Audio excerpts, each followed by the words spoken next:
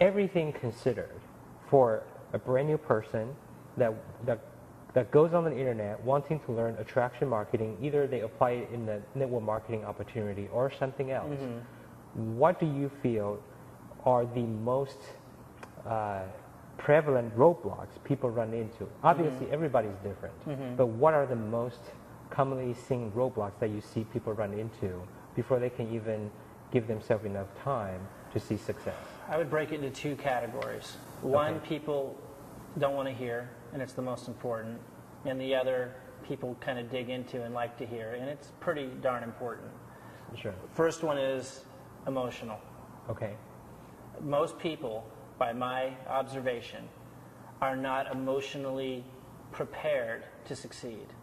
And they don't realize that they're sabotaging their success before they even start. We talked about frustrations before.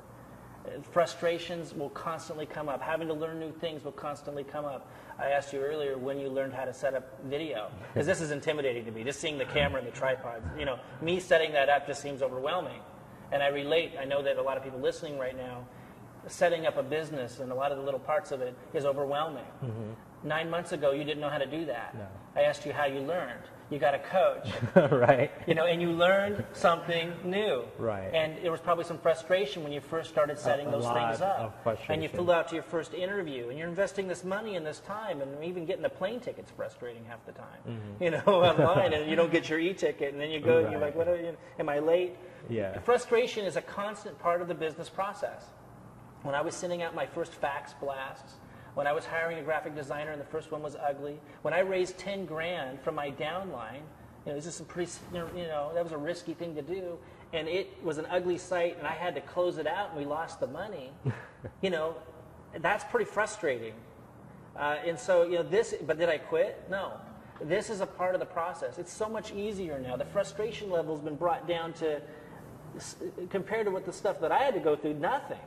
But it's still there. And what I'm seeing is that the biggest reason why people don't succeed, and we've heard this time and time again, but it's because it's true, is because people are emotionally, their emotional IQ is too low. And how do you solve that problem? First of all, being mindful that that's a problem. Realizing that that might be your number one thing stopping you. You get started with the process, and as soon as you have to learn something, as soon as something doesn't work right away, and you realize there's a new skill you have to learn or something you have to learn to do, you look for something new. Right. And you don't realize that you will never go up. You'll just keep down here, bouncing, until you have to learn something new. You stop and you think, oh, this system or this opportunity is the answer. No. Right. It's your emotional IQ, your ability to handle the challenges. Are we perfect? No. Sometimes I'm frustrated like crazy that my computer crashed a few days ago and I lost like a month's worth of work. I was writing autoresponders, emails from my list, lots of work just down the tubes. There are moments of massive frustration. You know, but what do?